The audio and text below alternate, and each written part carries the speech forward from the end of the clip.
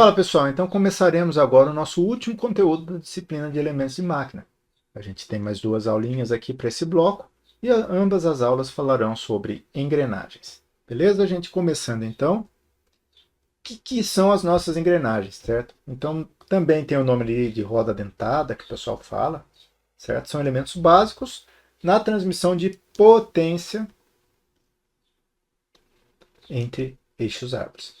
Eles transmitem movimento, gente, mas a função principal é potência, né? A melhor forma ali da gente, é a forma que a gente consegue transmitir maior potência através de um eixo de um motor, certo? Certo? Então elas transmitem movimento e força entre dois eixos, muitas vezes são utilizados para variar o número de rotações, né? Então toda vez que vocês iam lá naquele torno, lembra lá do torno que vocês mexiam as alavancas para fazer a variação da rotação dele? O que acontecia? Vocês estavam trabalhando com uma caixa de engrenagens, onde vocês estavam acoplando uma engrenagem maior uma menor numa menor, certo? Variando da maior para menor, e assim trabalhando com a variação de rotação delas, através daquelas três alavancas que vocês tinham. Se não me engano, três ou duas. Né? Não lembro ao certo agora, gente. Então, os eixos de árvores, né? Toda vez que a gente falar de um eixo, uma árvore, é basicamente a coluna vertebral da estrutura do nosso movimento, né? Eles podem ter perfis lisos, compostos, são montadas. Então, melhor visualização do eixo árvore é aquele eixo que está na nossa fresadora, né? Então, é aquele eixo principal onde a gente está fazendo toda a manipulação, né? Onde a gente faz a montagem do nosso engrenagem, polia, rolamento. Então, é o nosso motor que sai a transmissão de movimento principal, certo? Pensando ainda, né, pode ser fixo, giratório, sustenta elementos de máquina, no caso, eixos fixos, né? Então ele pode ser de diversas maneiras aí. Beleza, gente? Então pensando nas nossas engrenagens, né? Ela vai estar acoplada num eixo árvore ou está recebendo o movimento de um eixo árvore, certo? Através de outra engrenagem. E aí ela tem basicamente algumas partes, né? Que nada mais é do que o cubo onde vai encaixar o eixo, o dente que é responsável pela transmissão do movimento, o rasgo de chaveta que faz o travamento entre o cubo e o eixo, né? Colocando a chavetinha. Vão do dente onde engrena, é responsável pelo engrenamento do dente, e o corpo maciço para onde a gente faz toda a especificação dessa engrenagem, e aí ela é responsável, suporta os esforços e tudo mais, certo? Dentro desse corpo maciço, a gente tem diversas formas. Eu posso ter ele realmente maciço, um corpo inteiro metálico, só com rasguinho de chaveta, certo? E aí, com um cubo, uma região onde vai estar, né, normalmente uma bucha ali para fazer o desgaste, eu faço a realização de troca dessa bucha. Eu posso ter ele furado ou eu posso ter ele com braços, né? Então, eu tenho diversas formas e a gente vai ver. Isso daí está relacionado com diâmetros, resistência e tudo mais, certo? Foco nosso, engrenagem. Basicamente, a gente tem diâmetros internos, diâmetros primitivos, certo? Diâmetro externo, altura de dente e tudo mais, né? Os dentes acabam sendo os elementos mais importantes, certo? Então, pensando só no dente, gente, ó, a gente tem angulações, larguras, alturas. Essa linha aqui é o nosso diâmetro primitivo da engrenagem, certo? Eu tenho a parte de cima, altura máxima, altura mínima, tudo mais. A gente vai ver mais profundamente ali daqui a pouco um projetinho. Então, gente, o movimento da nossa engrenagem ele é transmitido através do engrenamento dos dentes. Então, é o encaixe de um dente no outro. E o legal da gente acompanhar, gente, que esse encaixe ele é sempre feito através de uma linha de, certo? Se o dente for reto, eu tenho uma linha de contato. Só esse pontinho aqui, ó, gente, que ele está em contato. E conforme ele vai engrenando, esse ponto de contato vai se movendo. Então reparem bem aqui, ó. Ele está empurrando. Então vamos imaginar que essa engrenagem está girando para cá.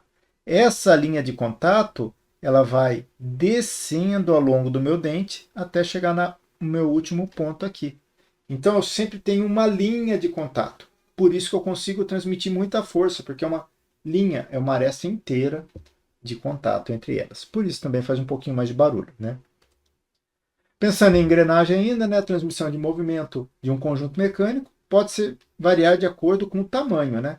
Lembra lá a relação de transmissão? Se eu tenho uma engrenagem motora que ela gira a 200 RPM e coloco numa movida ali, engreno ela, que é o dobro do diâmetro, enquanto essa gira 200, essa vai girar 100, certo? Então a gente pode fazer essa redução ou ampliação através do engrenamento desses dentes, certo? Quando a gente trabalha, né, com engrenagens de diferentes tamanhos, certo? A maior sempre se chama coroa, a menor sempre se chama pinhão. Então, basicamente, pinhão e coroa quando a gente trabalha com engrenagens de diferentes tamanhos.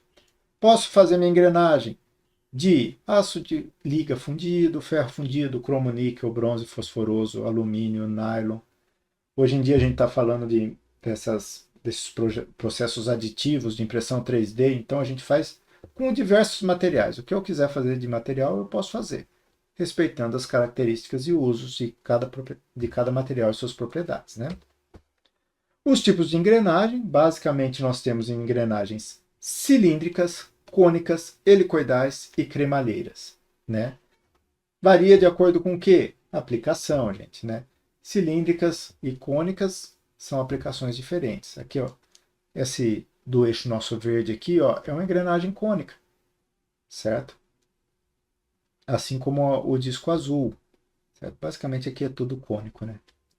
Eu tenho cilíndrico, tudo bonitinho para gente fazer, beleza? Pensando nas engrenagens cilíndricas, eu posso ter os dentes retos ou dentes helicoidais, o vulgo inclinado, né? Qual que é a diferença de um dente reto para um helicoidal, basicamente? No dente reto, quando a gente faz o engrenamento, a gente tem uma linha de contato no engrenamento. No dente helicoidal, eu tenho um ponto. E de acordo com essa inclinação vai girando, eu vou mudando esse ponto de contato, certo? Engrenagens cilíndricas, né, de dentes retos, paralelos ao eixo de rotação. Mais uma vez, gente, a gente não pode ter engrenagens meio defasadas. E aí eu falo para vocês, ou é paralelo ou é perpendicular, certo? Quando for cilíndrica, sempre paralelo.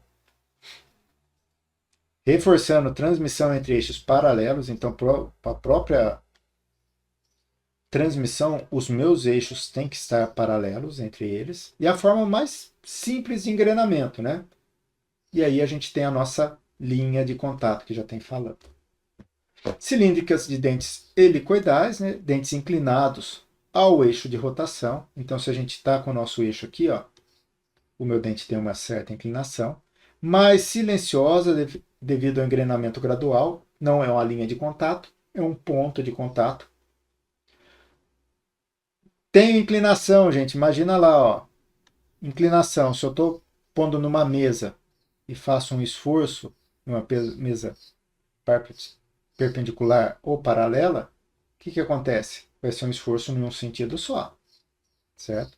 Agora, se eu tenho uma inclinação e faço um esforço, eu ganho uma componente x e uma componente y, certo? Então, tenho forças diferentes, componentes axiais e conjugados aí. Eu tenho diferentes locais de inserção de força aí, né? Pode aparecer. Utilizados para transmitir movimentos em eixos paralelos e não paralelos. Então aqui eu consigo ter esse joguinho do eixo. Eu quebro essa inclinação através da inclinação do meu dente. Engrenagens cônicas, né? Que tem forma de tronco de cone. Então eu nunca vou ter um cone completo, né? Fechado, como se fosse a ponta de alguma coisa. Então é sempre tronco de cone. E podem ter dentes retos ou helicoidais, né? Cônicas, a gente transmite rotações em eixos concorrentes, vulgo perpendicular. Então eu consigo trabalhar com eixos onde a linha de eixo é perpendiculares entre eles. Consequentemente, também consigo mudar o sentido, né? Então eu não tenho só aquele eixo paralelo, eu consigo o eixo perpendicular, certo?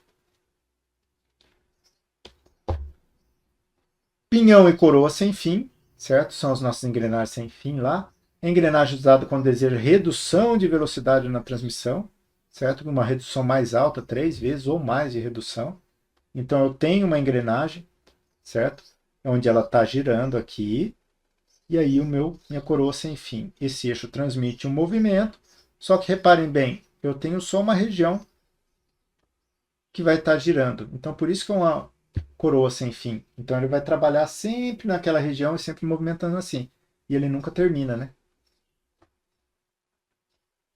E aí, ó, gente, isso é legal de ver também, os dentes têm que se cobrir parcialmente, né?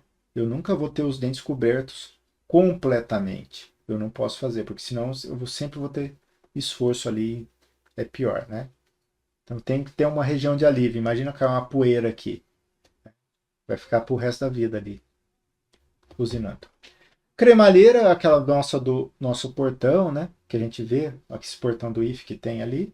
Ele roda em cima de uma cremalheira, certo? O sistema pode se transformar o movimento de rotação em movimento retilíneo. Retilíneo, né? Então ele faz essa movimentação em forma de linha. E o que a gente tinha para ver de introdução a engrenagens era isso, gente.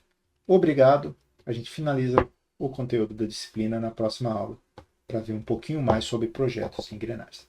Bons estudos, até mais.